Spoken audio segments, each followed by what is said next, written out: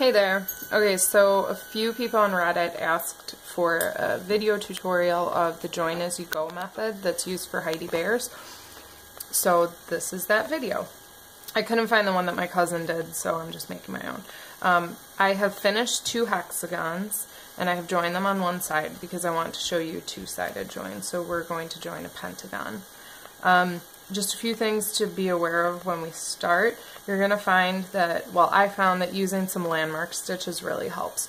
So as you're going, the double crochet that you do right after this long double crochet from round 4 is going to be the 5th double crochet. So as you're going around, you'll find that the 5th one always falls after the double crochet. The other ones are stitches 9 and 1. When you're going, you'll be going this way. This is the 9th stitch, and that's the 1st stitch. And those are the ones that go into the same single crochet spot, and they form that apex. And just a note while I'm talking about this particular part, in the pattern there's a single crochet between these 2 stitches. I don't do that when I'm doing these joins just because it makes the finished product a little tighter, and since it's stuffed, I find that, you know, the single crochet is kind of unnecessary, but that's why these are curling a little. A normal African flower would lay flat.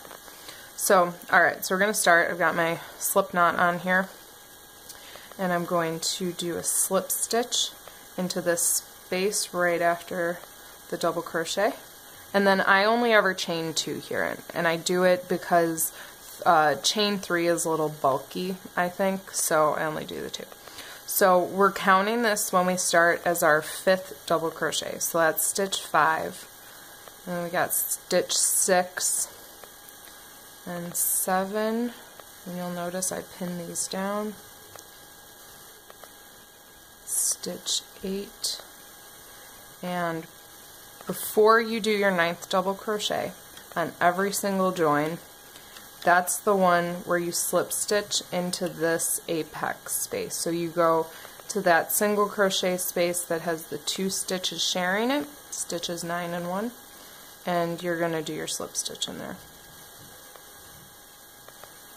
There we go. Alright, so then your 9th stitch goes in here, and then you just start your slip stitch joins. So slip stitch, and this is stitch 1, right? So we had stitch 9 in here, and this is slip stitch 1, so it goes back into the same spot as your 9th double crochet was in.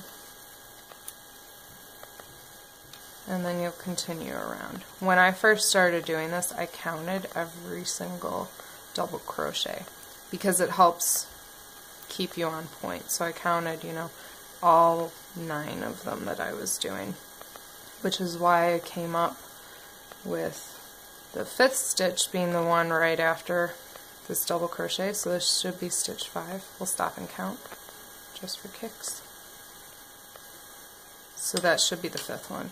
1, 2, 3, 4, 5. Yay! And now we continue. So this is 6, 7,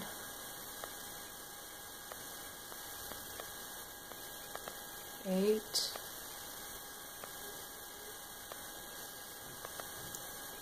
'Alright, and then since it's the 9th one, again, it will go into this space, that apex space, if I can get my yarn sorted out. So that's right where it's going. Now, when you come to a spot where you're joining 2 petals or more, I think every once in a while you might have to do 3, I go through both of the double crochet spaces. So you've got, or both of the apex spots. So you've got one here, you've got the second one here.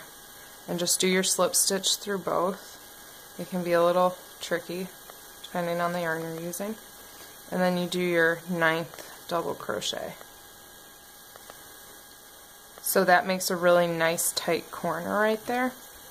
And then you're just going to continue on. So the 1st stitch again goes back in with that 9th stitch, like so. And we'll continue around. Oops.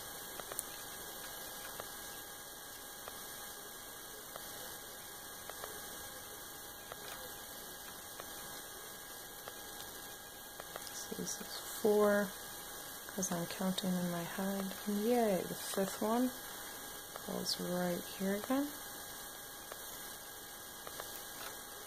6,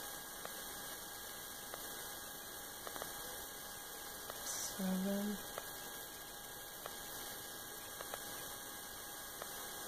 8,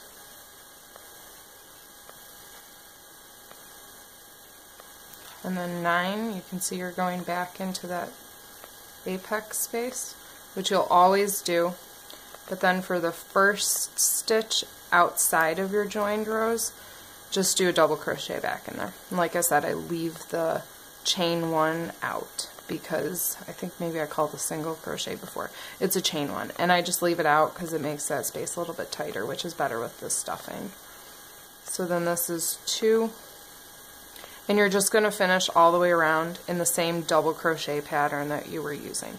So as you go around, there's number 5 again, your 1st and 9th stitches, or 9th and 1st, will always still go in the same spot.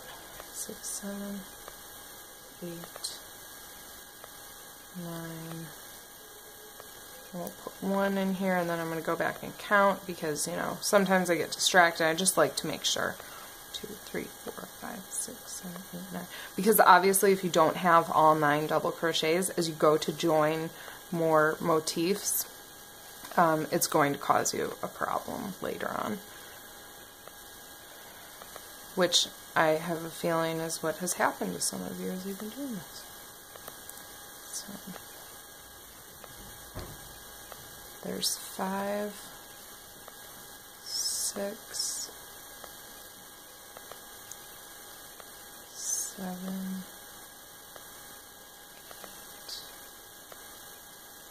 8, 9. Alright, and so now we're on our last little stretch of joins, so that was 9, and as you finish this, you're only going to have to do 4, because remember this is our 5th double crochet, since it's after that long stitch. So there's 1, 2, 3, 4, yep, see, that worked out so well, and it always does once you get the hang of it. And then I just slip stitch into the top chain stitch there. Alright, so, and you can trim your ends. I leave the tails of my magic loops long, but you can trim the rest of these because they don't really matter. I don't know why I left them so long. So there you go. So it's the same process for joining, you know, one side. Obviously you're only doing 1 or 2 or 3 as you get all the way around. When you get to the final ones where you have to start at, I believe it's at your 9th crochet, but that's only when you're finishing a certain part of the body, and it's much easier to figure it out once you've got the rest of the join as you go down. So I hope that that helped some people. It looks very pretty. I think I'm going to make something out of this now, but if you have any questions, just ask.